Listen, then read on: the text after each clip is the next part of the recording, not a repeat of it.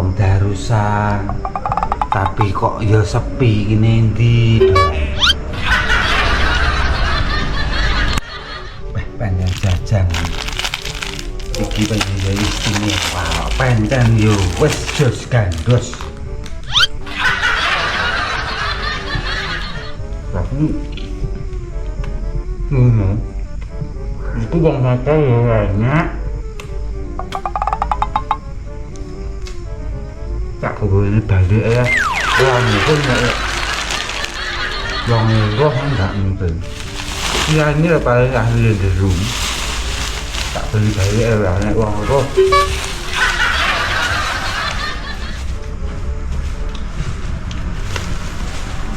Wong maca Al-Qur'an dhewe lembok sesuk lho goblok pinter. Moto. Selamat tinggal.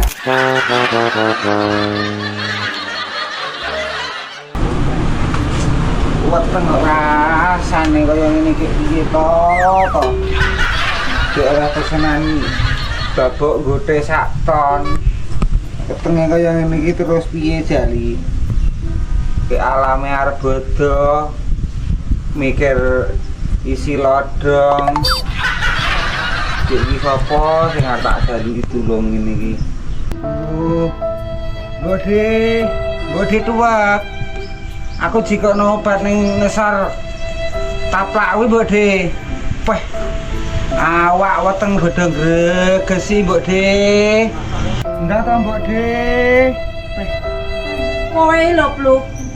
Ora nyambut gawe kongkon ae. Kuwi gara-gara awakmu mangan takjil nek musala bismillah kuwi lho. Dudu bagiane dimbat. Syukur kowe iki. Iki piye to Mbok Dhewe wong ponakane lara weteng kok malah disyukur-syukurne. Ndak to Mbok Dhewe. Wong cara lho. Nah, Iki obat apa Mbok Dhewe? obat ngomongnya lara weteng. Ya. Iki lek ra telepon niat gendeng ngono wis berat iki.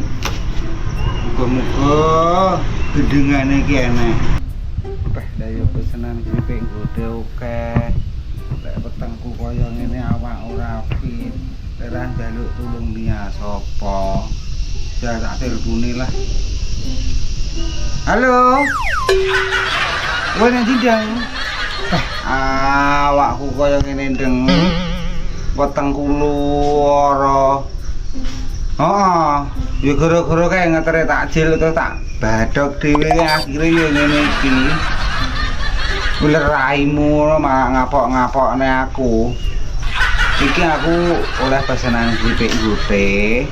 Kowe mara. Wis ngene lek kowe anu susulen aku kok tak serlok. Iki akeh. Pesenane kripik gote sak ton. Engko lumayan bagiamu. Ya, peh. Ndang lo ya. Iki marah ya mikir jajan bodo isi lodong gendeng. Lah yo barang yo padha to. Ya tak enteni, tak serok. Untung nyalot sedulur film tak kongkon ora ana kaya aku digecek wong. Sepatu ulane iki gede arep tuku kasut ngene kesana ya ra kuatan. Urip kaya ngene terus piye? Tapi ora apa-apa. Senajan urip kembang kempis disyukuri. Arone lho wong sing sak mesar sing susah yo. Kira berjuang rupiah ngono berat. Berjuang rupiah. Nasib. Iki terus piye lek nata iki. Wah, rip.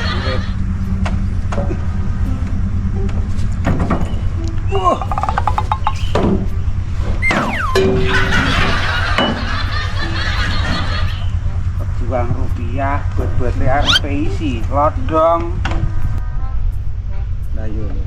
ngene iki wis arep bodho duwe bojoan njaluk kotang sik kotang lho milih sing irit ngene jane ya murah ngono tapi lek arep bodho kan yo bareng-bareng toh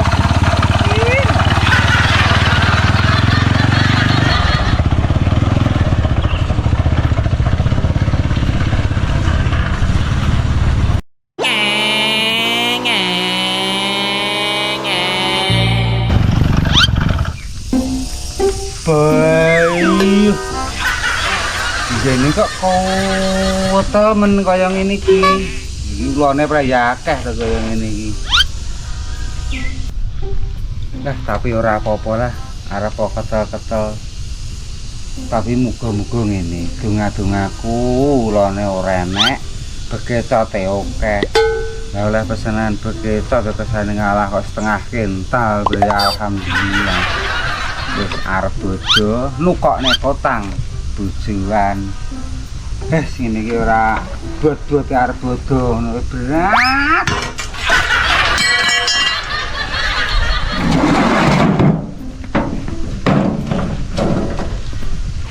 iki ajake motor iki sisihne lah lek nang dalan juntal petrek arep bojo jare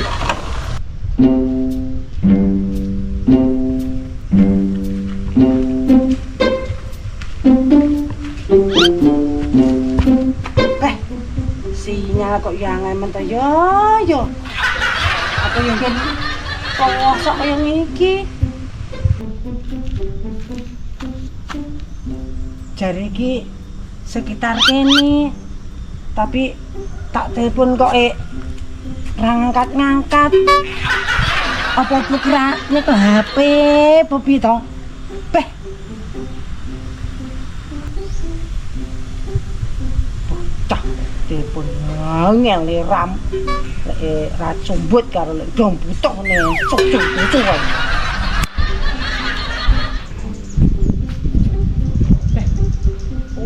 blok sawi men to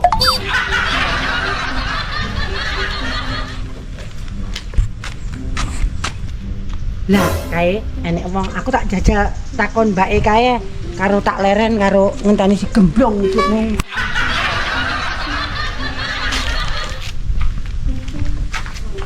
permisi mbak ajenge nunut ngiyup ajenge tangklik niki mbak kula ya kenapa ya wong ngarep nunut ngiyup karo anu tangklet apa kono nunggu nggih matur suwun di mbak riyen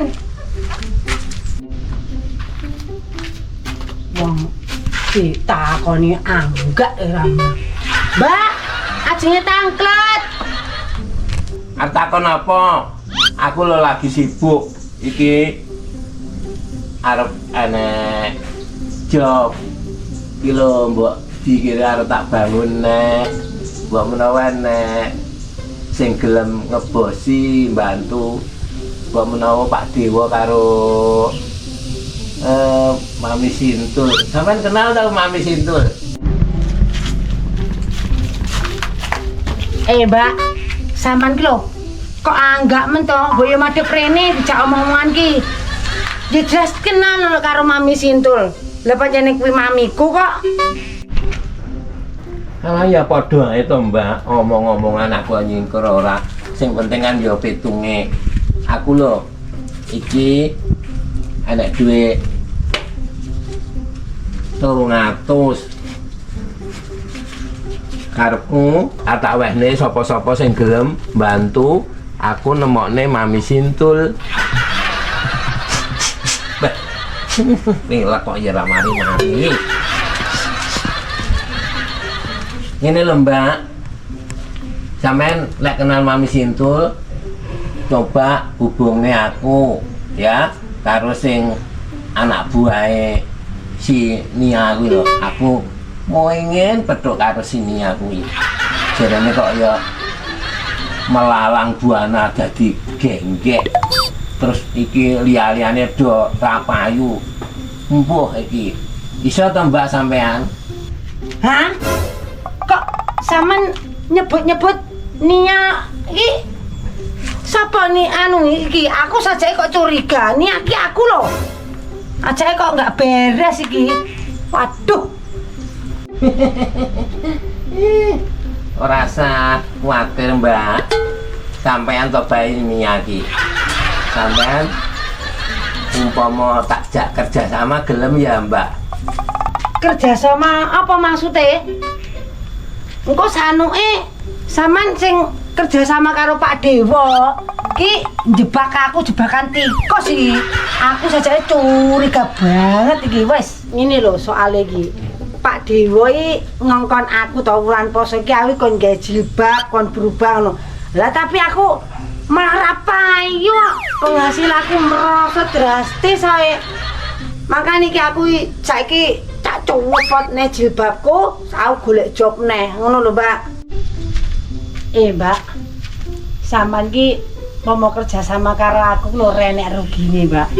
Tapi penting siji, sampean aja nglaporne aku ngene Pak Dewa.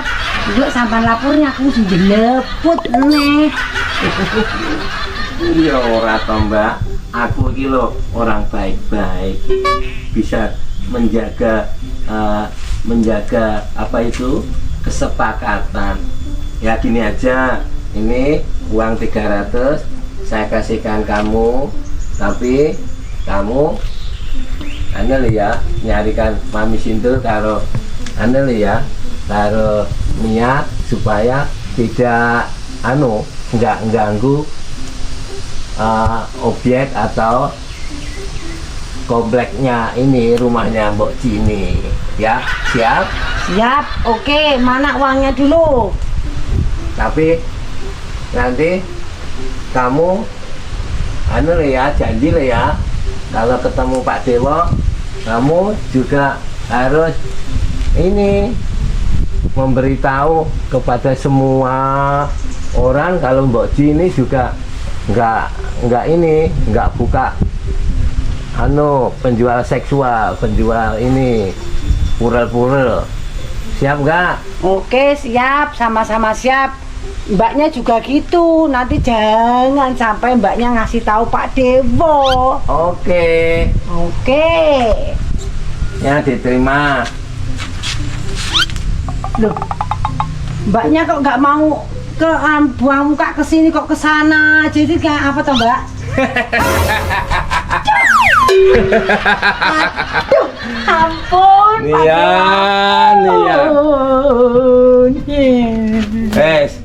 Saiki kowe panggah ora manut karo Pak Dewa, ya. Yen ngono kowe bakal tak laporne ning kantor desa karo nggone Mami Sintul. Wis ora arep nampa model kaya kowe kuwi, ya. Aduh, ampun Pak Dewa. Bisa ngrubah apa ora? Sakit Pak Dewa, sakit. Ampun. Kowe ora dibanting ngene iki. Wis saiki ndang ganti jilbaban lek pancen manut karo Pak Dewa, ya. Oh, nggih Pak, kula tak ganti jilbaban nggih. Yo, ayo.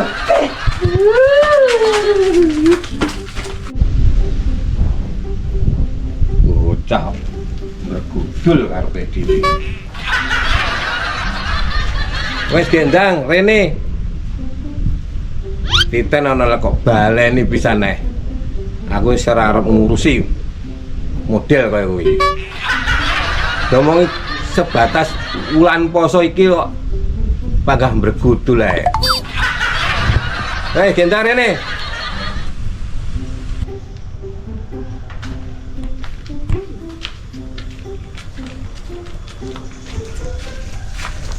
Pripun Pak Dewa? Ngaten niki ta sing jenengan karepe berhijab, ngaten niki ta nialos do. Ya jilbabe wis bener ngono kuwi. Tapi klambimu ngono kuwi ya ora sesuai. Kuwi jek panggah klambi lonte lek ngarani. Mbak, pun kados ngaten niki, Pak. Pun mboten ngantos mboten bener. Pon ngaten mawon nek sakniki mboten tasik mboten bener, kula jenengan tubas nih baju mawon kersane sae ngoten pun. Kuwi soal gampang. Sing penting kowe janji ya. Selama bulan poso iki ae, kowe aja ngenggek ya. Aja nglonte, aja murek. Wis dimareni. Ya. Jajal dikuat-kuatne soal klambi engko tak tukone ya. Iki sementara kok nggih tuku klambi bisik ora apa-apa ya. Wis timbangane kok ngantek ngapusi pisan wis putus hubungan karo Mami Sintul ya. Oh nggih, siap Pak Dio, siap. Wis kono. Pun nek ngoten kula tak langsung pados baju mawon ya. Nggih. Wis. Pun nggih Pak Dio. Ora usah mampir nang ndi-ndi. Nggih. Yes. Lumayan 300. Iki urung karo upluk, kok gawe upluk tambah akeh. Kanak-nakalan cair ya. Wah, ini alos dul iki diwehi penggayan. Kon ngewangi, ya nggak teko-teko. Jane asu iki nih, jane.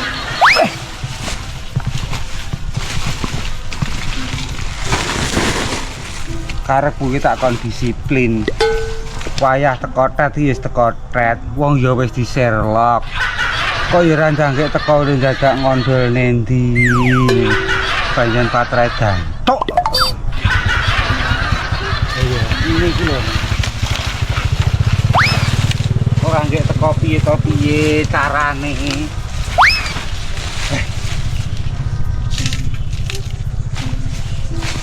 Golek ngute yo barang angel. Patraya su. Arep tak kok dandang.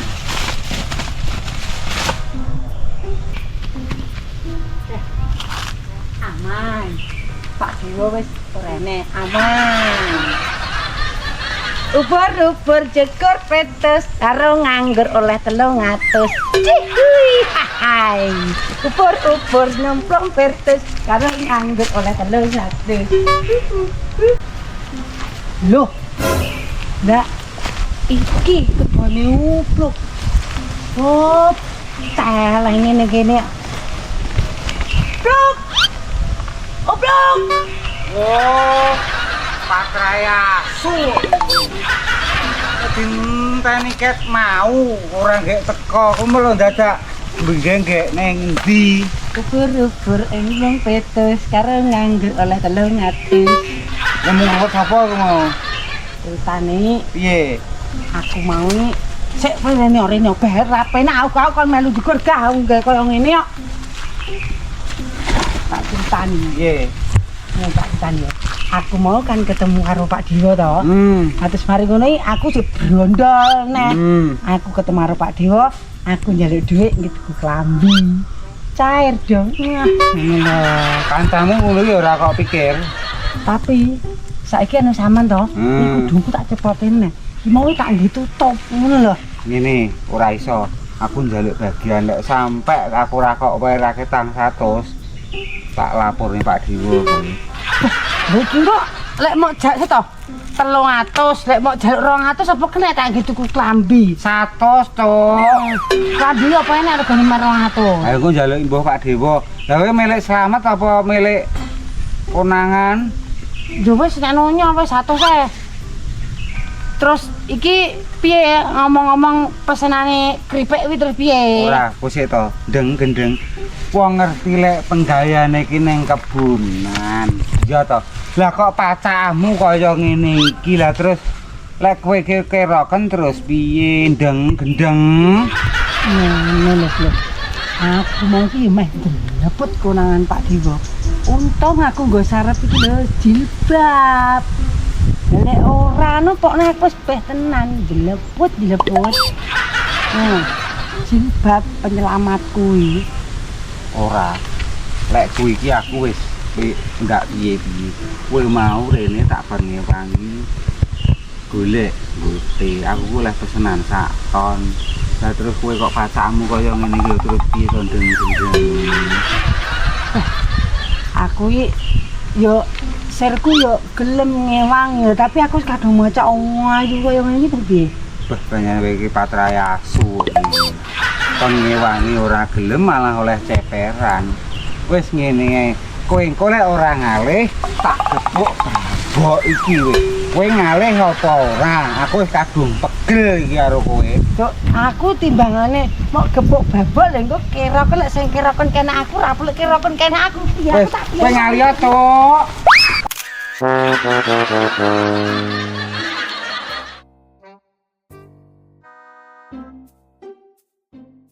Sahur, sahur. Wah, musiknya apa enak men ta, Bos? Wah, upluk neh iki. Wes, dapurane upluk iki. Gabung, Bos. Gabung ora apa-apa. Pokoke ngene nih, kene tuku solar. Walah, Bos, wong mek gabung melok nyuruh mbayar. Ya aja larang-larang lek mbayar. Piro terusan ngono lek mbayar? Sik. Ora nggo dhuwit, Bos. Dapurane upluk. Wong goson iki ya butuh bensin loh, butuh solar. Wis dibayar ya ora apa-apa, tapi kosek iki mah aku rong nggo duit. Pas tak nggih tuku jamu mau awakku kaya ronceng, Bos. Engko apa sesuk lek wis oleh entit-entitan tak wehi ya. Luk, dapuramu lho, mek ngutil nyolong, liyane apa renek bajane. Ngene lho, Bos. Kuwi iki budaya, kuwi ke jaman biyen yo enek. Aku ki mek nyuri-nyuri budaya nelit. Dong ora kuwi iki. Wis saiki ayo mangkat, musiknya di setel. Yo, yo. Ya kok ora ta, Bos? Ya, yo. Ayo anak-anak, surung. Ayo arep musikan.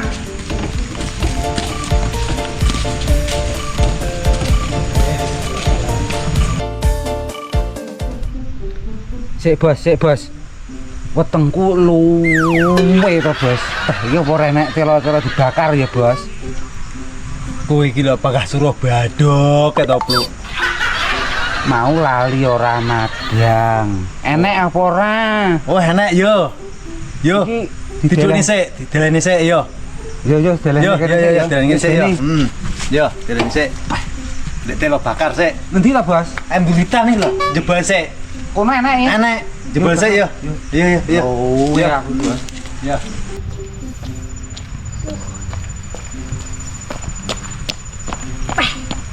Janggal ketahuan urung entuk pelanggan malah wetengku kudu ngising jan. Cuk. Terus nendi ngene iki.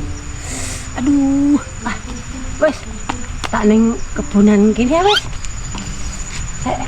Aduh, selak senep kok yo rungkut men.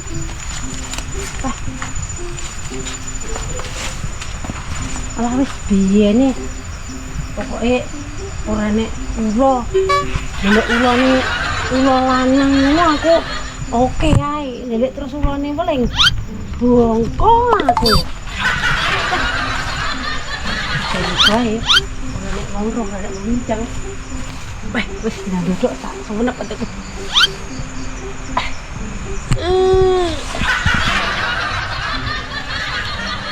Nanti ta, Bos, elone. Kono. Kowe enek momoke apa ora? Ora. Iki sama nek mbahku iki. Begini kaya ngene iki lho. Ora. Wis, aman. Aman ya, Bos? Aman. Ya mek iki Bos telone. Ya iki, ning kono ya akeh. Iki ya gembel iki.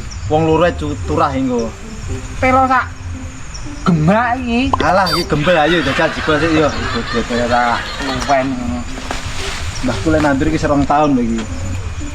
Apa to? Ya diwangi to kok. Ayo, omongi. Iki lek nandur iki nggo dino lho iki.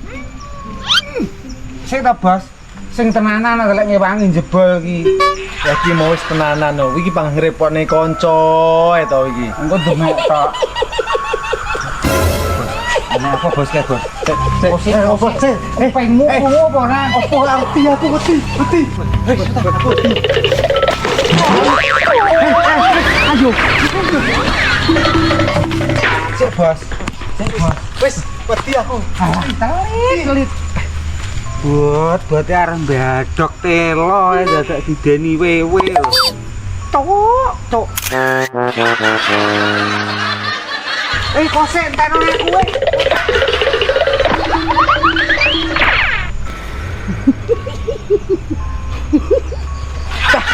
Bagaimana lontongnya sak ini dah niok ngerasane.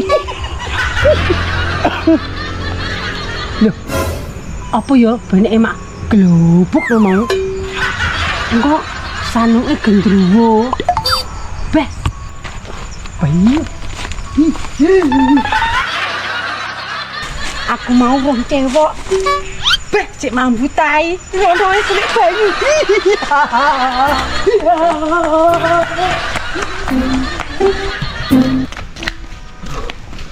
Weh, aja banter-banter mlayu.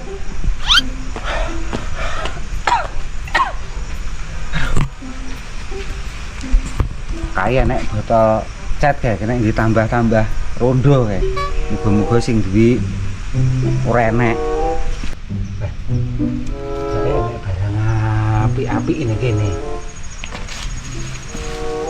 Disi aja. Disi ae ra apa-apa. Wis, los. Aku tak misi sih.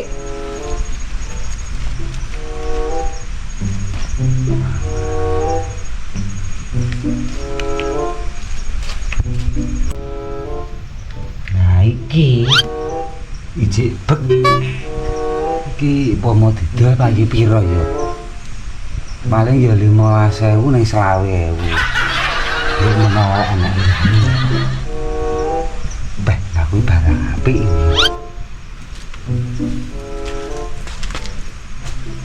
Boleh, iki apik iki. Dicocok karo regane nduk. Ya arep dodol nek di mangku pura. Jadi tempat ibu menawa lek tema. Wah. Iki kena nggih pancen pura lagi.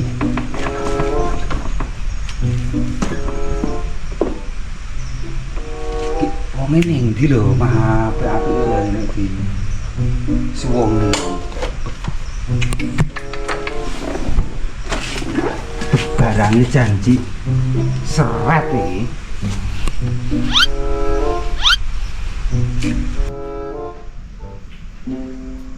Aduh, ayah, sopo kae bengi kok gugah-gugah. Gak ngerti wong lara untu, oh iki lara untu kok nemen-nemen. Aduh.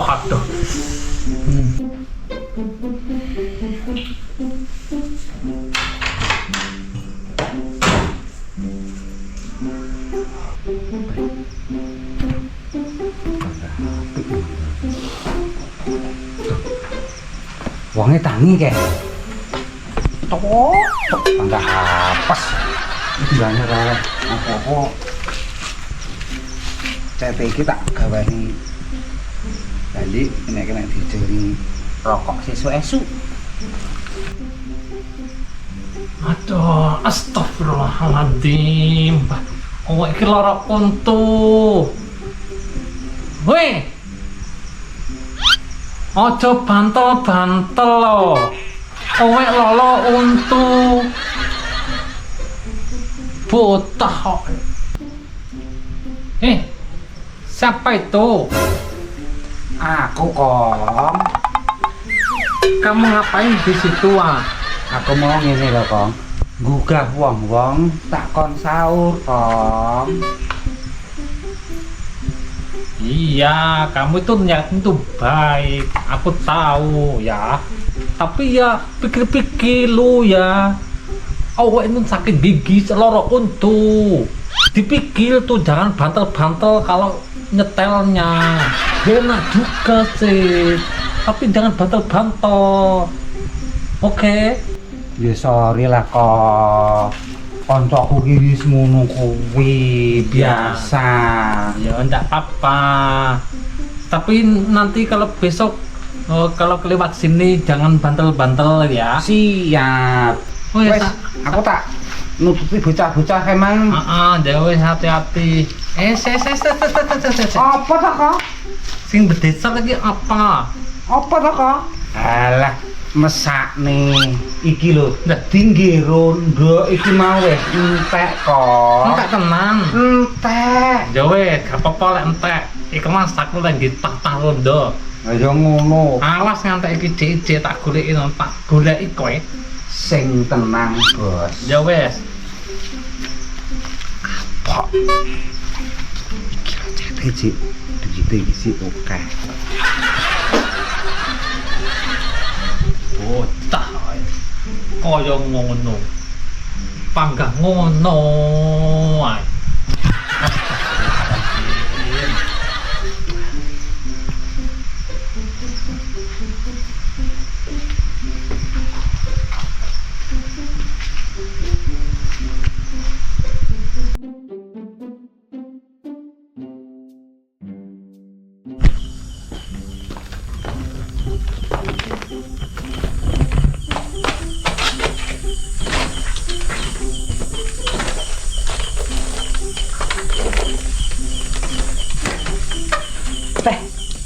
Lumayan.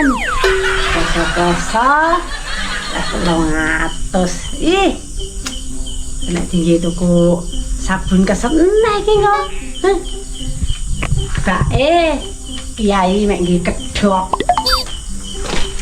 Nyatane tak rayu semrintil. Haha.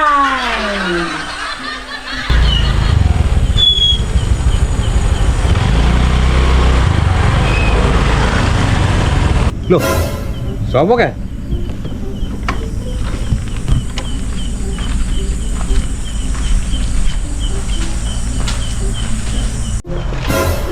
Ringnya ini ya?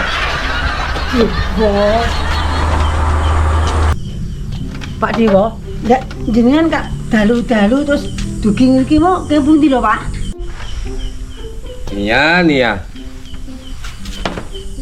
Nang ngendi gen. Aku pas liwat ternyata kok ke nang kene. Iki mung acara apa ya ini iki? Iki lho jam 2 bengi. Apa sing kok lakukan nang kene iki, Mang?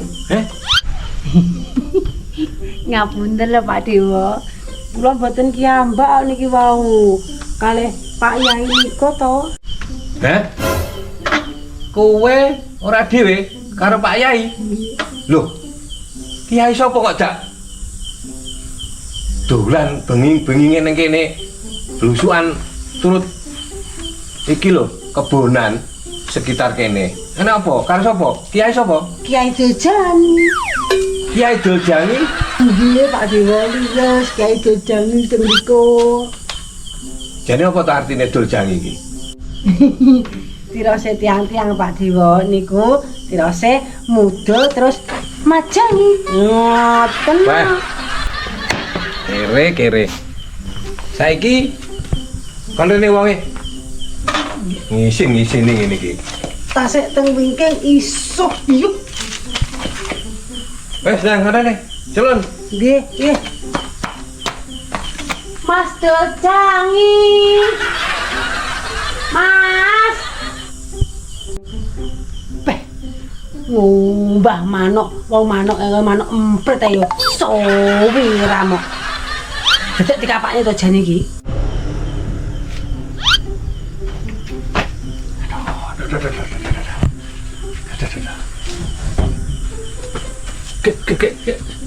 Nyapa ono rame iki aduh. Astagfirullahaladzim.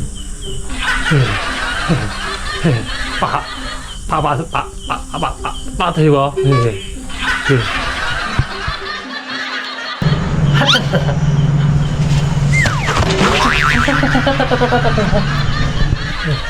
Tolong ono ta. Tolong Pak. Wes, ora usah ditulungi. Bene.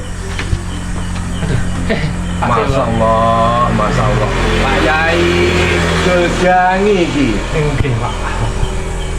Piye. Iki ceritane piye kok kaya ngene iki?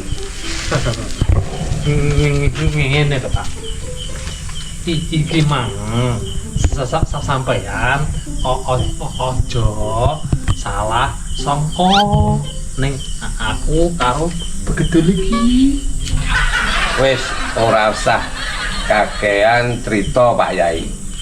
Wis oke sing cerita iki mau waktu Pak Dewa keliling patroli eneng sing kondo, eneng sing cerita yen kowe gandengan karo Nia Losdol. Apa neh sing dilakukan lek ora we gendaan karo Nia Losdol. Wis ora usah mbok tutupi cerita sing sak benere. Ya, Nia piye ceritane? Ngenten lho Pak Dewa ceritane niku. Kula sejatine niku kan baturi Kiai Dojani iki. Mados si upluk. Murukne si upluk niku kan dugane takjil mboten dugi keng langgar. Tapi ternyata mental Kiai niki nggih ndledek ora rayu nggih mrene. Iki lho. Aku neng kene iki dapuk Kiai, tangkemu nggak kena ditoto, iso biar aku neng kene engko. Astagfirullahaladzim. Ya ngene lho Pak Dewa, sepurane sing akeh ya. Aja sampe sebar-sebar ning gene wong-wong, aja sampe wong kene iki ero. Iki mang tujuane aku ki goleki upluk. Upluk ki aku pesen jajan tak nggih takjil. Lah kok neng dalan mau aku ketemu iki bedes iki. Lah aku digoda Pak Wah. Walah ceritane ngono dadine. Wis ngene. Aku yo krungu selentang-senting jarene memang si Mami Sintul ngegekne jajan nggih takjil kon ngeterne upluk. Jadi ora teko ning langgarmu. Pak Allah. Oke, saiki tak telepone ya. Kon rene, jajal. Upluk posisine muga-muga ya ora jauh kok kene. Iki aja tenan Pak Woyo. Aja disebarne gini wong-wong. Aku mang lek enggak digandoli sarungku sampai mlotrok. Ya enggak mungkin kejadian kaya ngene iki mang. Alah, wong yo penak ngono kok dadakan ngomong ae kan cocot. Wis aja rungokne gurem diteker iki Pak. Wes, saiki ora usah geger antarane Pak Yai karo si Nia. Nia, tanganmu jeng gradil ora rono. Kowe saiki ben ndang rampung permasalahane tak telepone wae upluk. Upluk. Ya, Pak Dewa. Saiki ben permasalahan iki ndang rampung. Ketuana Pak Dewa neng warunge Mami Sintul. Ya. Bengi iki. Ya.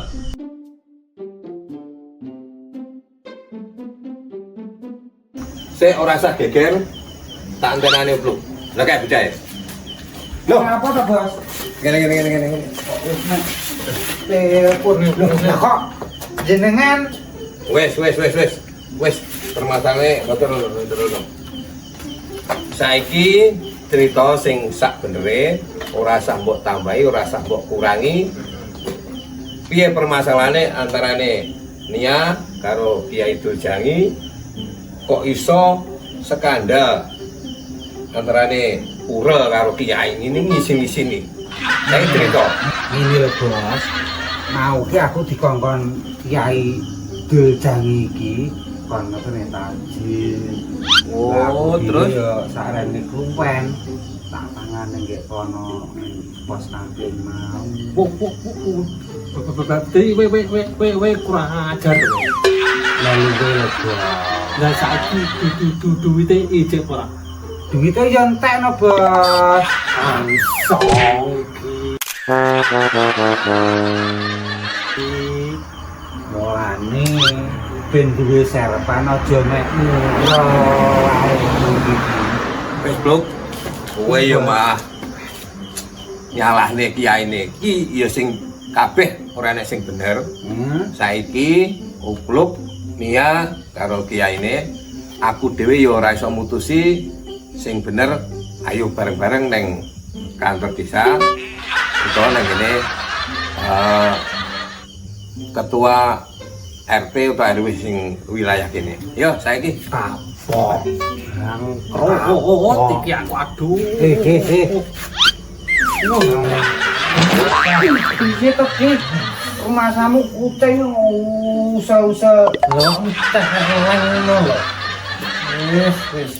Iki Mak De, atasana iki. wis ora usah geger, saiki ayo budal neng kantor desa diselesaikan neng kono. Pak. Piye? Ojo. Atur. Nah, karemu piye Pak Yai? Damai ayo. Dana iki to iki. Iki permasalahan ora sepele lho iki. Cukup. Aja gelem ben kapok, Bos. Cukup awak dhewe ae. Aja gelem. Pak Yai dojangi karunia sing paling potensi kesalahan neng awakmu. Ngurel ora ndelok angon wayah iki poso-poso apa meneh kiai ngene kok glenek akhire yo kena ngene iki ngisi-ngisini sak warga desa kene kabeh. Ngene Pak Yai, yo aku minangka warga sing peduli dengan keamanan, yo peduli dengan lingkungan, juga peduli dengan wargaku. Ya ana apa-apa yo wargane dhewe sing kena elek. Wis saiki ya, sampean pancen betul-betul tobat, ora arep ngulangi lagi. Iya, Pak. Aku iso nutupi. Iya, Nek janjimu piye? Yo ora tak baleni sing ngene iki nek. Tenan? Tenang. Imronmu kuat? Insyaallah. Wis. Aja diterusne. Saiki Nia Lodo arep ngupluk terno. Ya, wis aja nganti Lah apa sih bensin, Bos? kemau. Komae Pak Yai ngomong demen. Pangku tak rei, tak Nek rombongi. sik gak Sik, aku sih kok. yo. Cuti angke, njur aku lagi pergi. Bidang. Oh, asik Ki. Wis ta, Bro. Beh,